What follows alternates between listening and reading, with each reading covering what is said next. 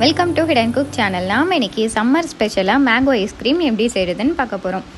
இதுக்கு தேவையான இன்க்ரீடியன்ட்ஸ் எல்லாம் டிஸ்கிரிப்ஷனில் இருக்குது, நோட் பண்ணிக்கோங்க. வீடியோக்குள்ளே போகிறதுக்கு முன்னாடி நம்ம சேனலை சப்ஸ்கிரைப் பண்ணிக்கோங்க. மறக்காமல் பக்கத்தில் இருக்க பெல் ஐக்கானை கிளிக் பண்ணிக்கோங்க. மேங்கோ ஐஸ்கிரீம் பண்ணுறதுக்கு 2 கிளாஸ் ஆல்ரெடி காய்ச்சி ஆற வச்ச பால் எடுத்திருக்கேன். அடுத்து ஒரு பவுலில் 2 டீஸ்பூன் கஸ்டர்ட் பவுடரை கொஞ்சமாக பால் சேர்த்து கட்டி இல்லாமல் இந்த மாதிரி கரைச்சி எடுத்துக்கலாம். அடுத்து எடுத்து வச்சுருந்த பால் கூட அரை கிளாஸ் ஜீனி சேர்த்து ஜீனி கரையிற வரைக்கும் நல்லா கலந்துகிட்டே இருக்கணும். ஒரு 10 மினிட்ஸுக்கு நல்லா கொதிக்கட்டும். 10 மினிட்ஸ் கொதிச்சதுக்கு அப்புறமா நம்ம ஆல்ரெடி கரைச்சி எடுத்து வச்சுருந்த கஸ்டர்ட் பவுடரையும் இது கூட சேர்த்துக்கலாம். இப்போது நல்லா கொதிச்சிருச்சு. இது கூட கரைச்சி வச்சுருந்த கஸ்டர்ட் பவுடரை சேர்த்துக்கலாம். பால் சேர்க்கும் போது தண்ணி சேர்க்காத கெட்டிப்பாலாக இருக்கணும். அப்போ தான் க்ரீமி டெக்ஸ்டர் கிடைக்கும். இந்த ஐஸ்கிரீமை பிகினர்ஸ் கூட சுலபமாக பண்ண முடியும்.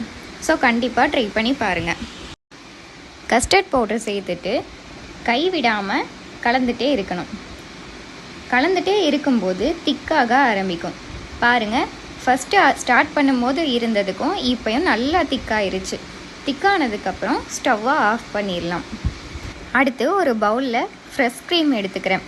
இது ஹோம்மேட் ஃப்ரெஷ் க்ரீம் தான் நான் இன்றைக்கி யூஸ் பண்ணியிருக்கேன். நீங்கள் கடையில் கூட ஃப்ரெஷ் க்ரீம் வாங்கி யூஸ் பண்ணிக்கோங்க.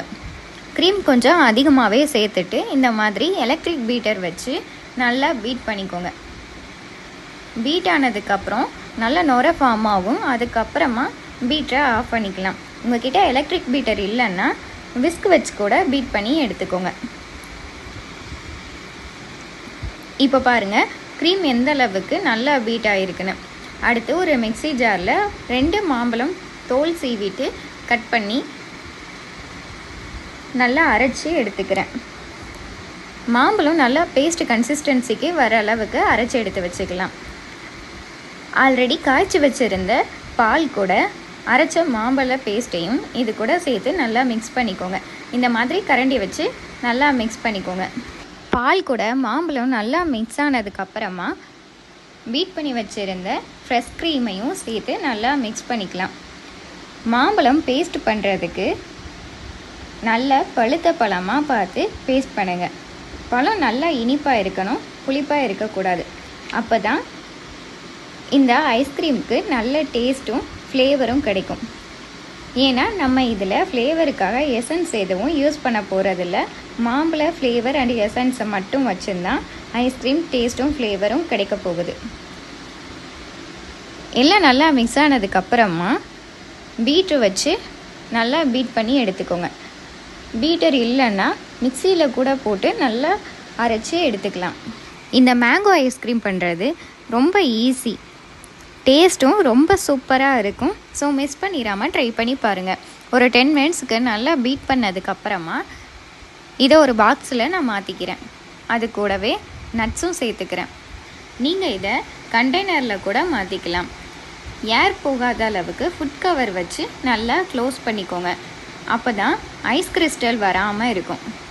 இப்போது இதை ஃபில் பண்ணிவிட்டு க்ளோஸர் வச்சு க்ளோஸ் பண்ணிவிட்டு ஓவர் நைட் ஃப்ரீசரில் வச்சு மார்னிங் பார்க்கலாம். பாருங்கள், பார்க்குறதுக்கு எவ்வளோ சூப்பராக இருக்குன்னு. நீங்கள் உங்களுக்கு பிடிச்ச மாதிரி மேங்கோ ஐஸ்கிரீமை சர்வ் பண்ணி என்ஜாய் பண்ணுங்கள். அவ்வளோ அருமையான ரிச் அண்ட் க்ரீமான ஹோம்மேடு மேங்கோ ஐஸ்கிரீம் எப்படி செய்கிறதுன்னு பார்த்தீங்க.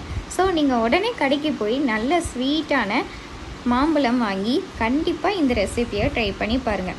எல்லாருமே ரொம்ப என்ஜாய் பண்ணி சாப்பிடுவாங்க. மாம்பழ சீசனில் மாம்பழம் வச்சு ஐஸ்கிரீம் செய்யலைன்னா எப்படி? அதனால தான் நான் இன்றைக்கி உங்களுக்கு அருமையான வீட்லேயே எப்படி ஈஸியாக மேங்கோ ஐஸ்கிரீம் செய்கிறதுன்னு சொல்லியிருக்கேன். ரொம்ப க்ரீமியாக ரொம்ப டேஸ்டியாக இருக்கும். கடையில் கிடைக்கிற ஐஸ்கிரீமை விட இது ரொம்ப சூப்பராக இருக்கும். ஸோ மிஸ் பண்ணிடாமல் கண்டிப்பாக ட்ரை பண்ணி பாருங்கள்.